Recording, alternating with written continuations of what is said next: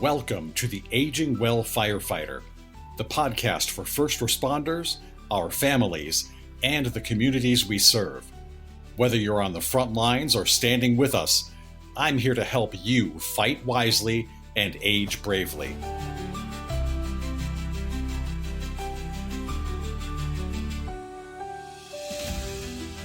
In my recent article, which is on my Substack, I talked about Rotary's Four-Way Test. It's a set of 4 questions that asks us to consider in everything that we do, whether it's the truth, whether it's fair to everyone concerned, whether it will build goodwill and better friendships, and whether it will be beneficial to everyone concerned.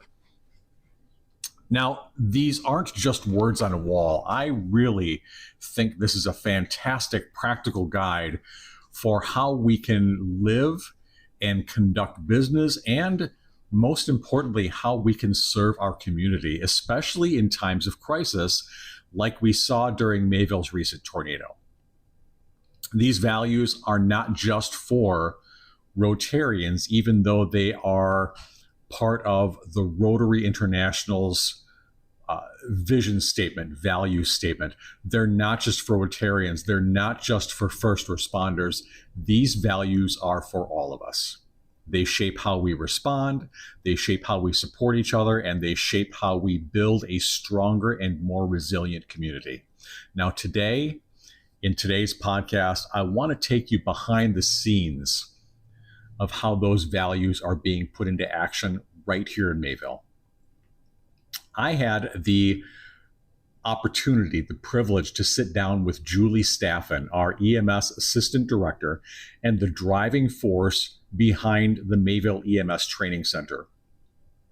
She is soon to be the director of Mayville EMS, and Julie's story is a very powerful example of what happens when we move from just talking about our values to actually living them out. By training the next generation of EMTs, supporting our current responders, and making sure our whole community is ready for whatever comes next, Julie is really personifying that 4-way test. I was excited to sit down and talk with her, and I'm excited for you to hear what she has to say. So let's dive right in. Here's my conversation with Julie Staffin. So I am really excited to welcome a very special guest to the podcast today. My first podcast guest ever. Someone who is not only a leader in our local EMS community, but she is also a driving force behind our Mayville EMS Training Center, which I am excited to talk about as well. Julie Staffin is not only our EMS Assistant Director and getting ready to take over as our Director of EMS, but she is also the program director of the Mayville EMS Training Center. And she's going to be stepping into that director of EMS role this August following the retirement of our longtime director, Christine Churchill. Now, Julie has a huge passion for training, and she's very committed to our community. She has a big vision for the future of EMS in Mayville and is very, very inspiring. Julie, thank you so much for being on the podcast today as my very first guest. Thank you, Roy. I'm super excited that you asked me. So how are you feeling about the big transition coming up, moving from the assistant director chair into the EMS director chair? To be honest with you, I'm very nervous. Okay. It's a huge responsibility. Mm-hmm. And even though we've had a really great training with Christine, just actually becoming the director is a huge step for me. Okay. Something that I've thought about a lot lately, and it's something that I've always wanted to do in my career is be a leader. And so I finally am hitting that, okay. But it's still scary. But I have a great group of support. I have a great, going to be new deputy director, Devin Sell now, and we'll have to be a great team to keep this moving forward in the same direction. I can say, I think I'm speaking for everybody to say that we are all very excited for you stepping into the role. We have a great deal of confidence in you. Thank you. I appreciate that. So can you share a little bit about your own journey in EMS? What led you to become the program director of the EMS Training Center? So when I first became an EMT, it's kind of a personal story. My sister, unfortunately died at the age of 33 and of a blood clot very suddenly. She had 3 children that we did take in. But one of the things that really stood out to me was the care that she received from the staff. It wasn't an EMS, but it was still an emergency situation. How kind and caring they were, not only to her, they treated her like a person when she wasn't responsive, but caring to us as a family. And it was a really difficult time. And she was an organ donor. And one of the things when I left, when everything was done and she had passed, I had realized that there's so much out there of people that need to be helped. And that's why I wanted to do it. And that's where my passion began. Surprisingly, I was in business and customer service prior to this and never thought in a million years that I would be doing this. However, I love it and I feel that it is my calling, and I hope to continue to grow in as a leader. Well, so Julie, that's a very personal and a very inspiring story. Thank you for sharing that. Yes. And one of the reasons that I wanted to become the program director was because I do feel that our training center is such a big part of this community. And I know we're going to talk a little bit more about that, but just I wanted to keep moving us forward. Okay. Yep. All right. Well, that's great. I'm glad to hear that. I'm excited to be a part of it as well.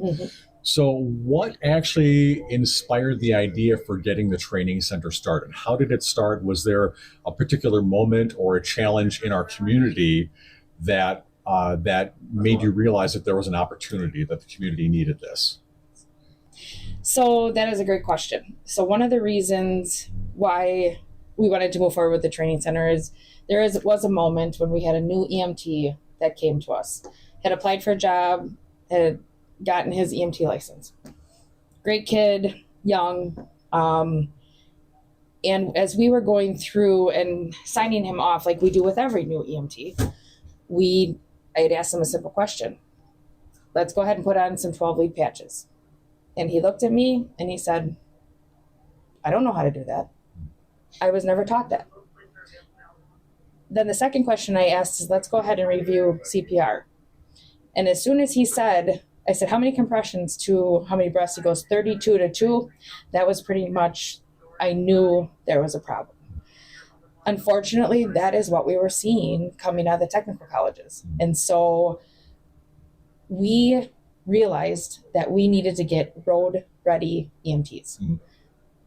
Myself, as an advanced EMT, I would not want to be in the back of an ambulance with somebody who can't be a good partner, because we are dealing with emergencies, life-saving, situations, and I want somebody to be able to, that I can count on and rely on, because in the back of the ambulance, that's what you need. You need a great partner. Sure.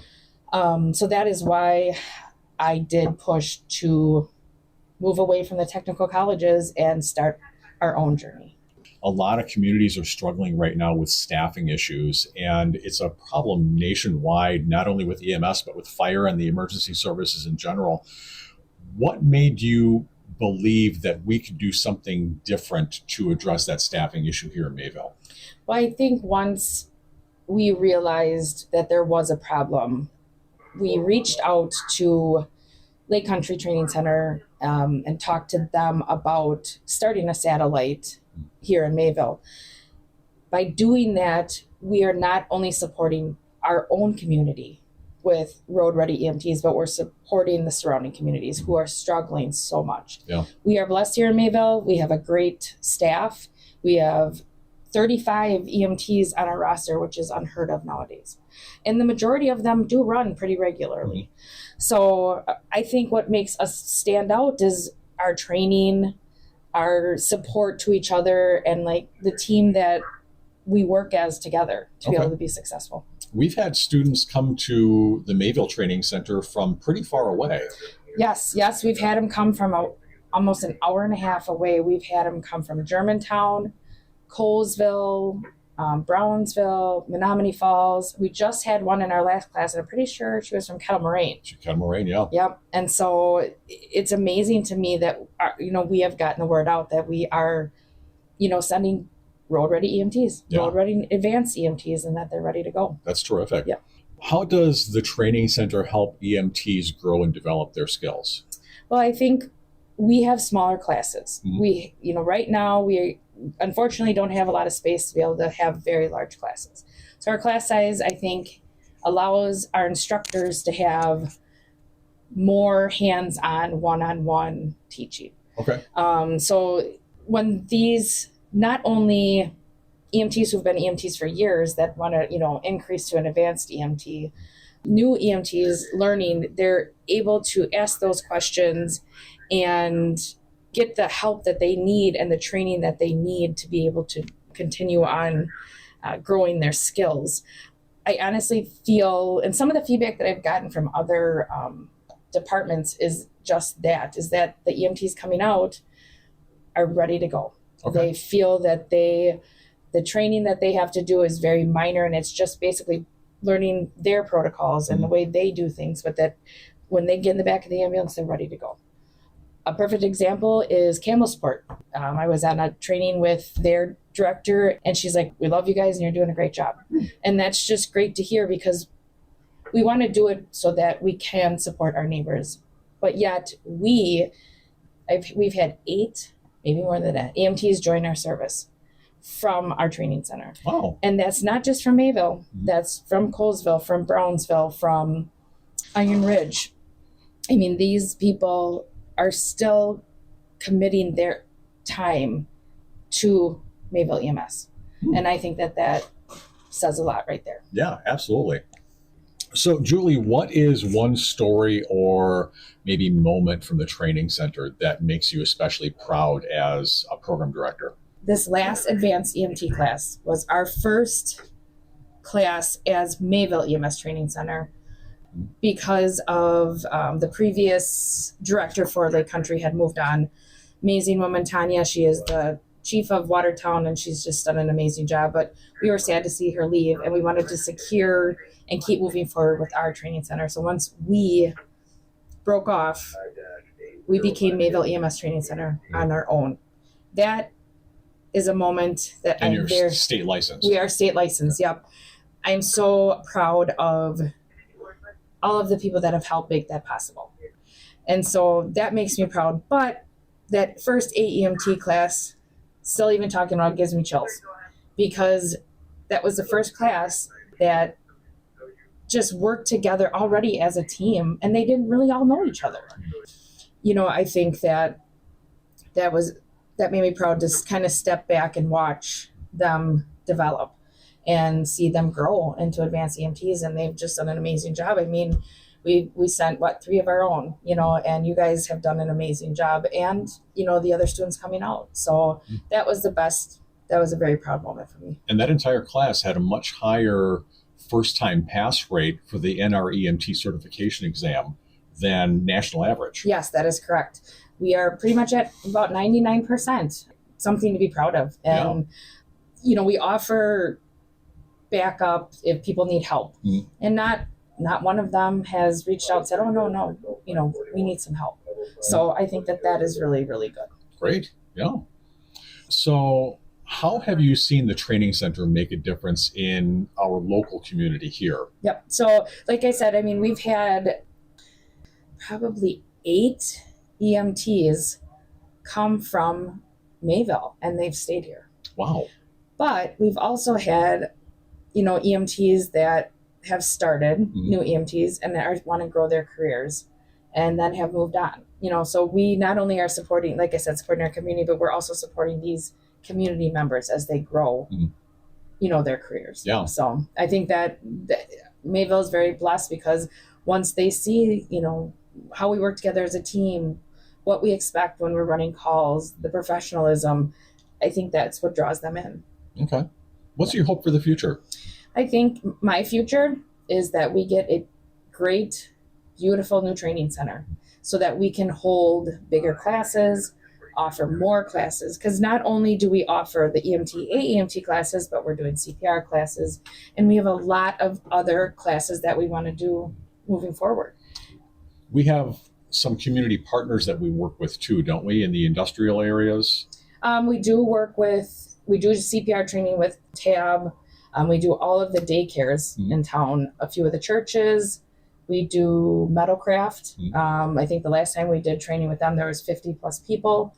So we have lots of factories and other places that we do training for CPR or Stop the Bleed, which is another great program that needs to get out to not only the community, but to the law enforcement. So we work with our local officers on teaching them along with Dodge County. Dodge County Sheriff's Department, one of our instructors, Pam, she, I think, teaches over 200 plus people. Wow. Yeah, every 2 years for CPR and Stop the Bleed.